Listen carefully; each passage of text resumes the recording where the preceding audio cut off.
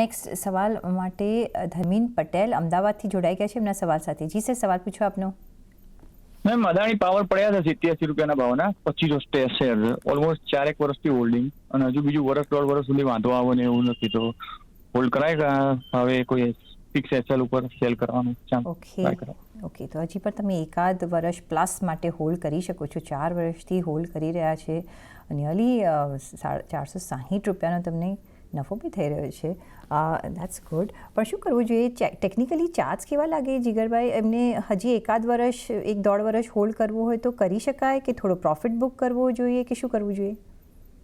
સ્ટોકનું નામ રિપીટ કરશો? અદાની પાવર.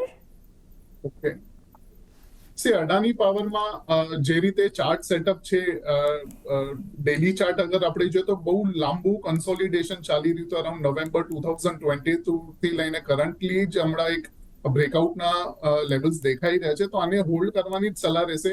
અને ઇવન વીકલી ચાર્ટ ઉપર સપોર્ટ જ દેખાઈ રહ્યો છે અરાઉન્ડ 470 480 ના ટ્રિપલ બોટમ સ્ટ્રક્ચર પણ હતું અહીંયા. બટ ઓવરઓલ જે હોલ્ડ જ કરવાનું છે. બટ એક જે મેજર મૂવ હશે અપસાઇડનું, એ ડેલી ક્લોઝિંગ આપણને 595 ની ઉપર અગર આવે છે અડાની પાવર, તો આપણને એક સારી મોમેન્ટમ દેખાડશે. અને જે ટાર્ગેટ મને દેખાઈ રહ્યો છે નેક્સ્ટ એટલીસ્ટ 4 થી 5 મહિનાની અંદર, એ અરાઉન્ડ 650 થી લઈને 670 સુધીના દેખાઈ રહ્યા છે.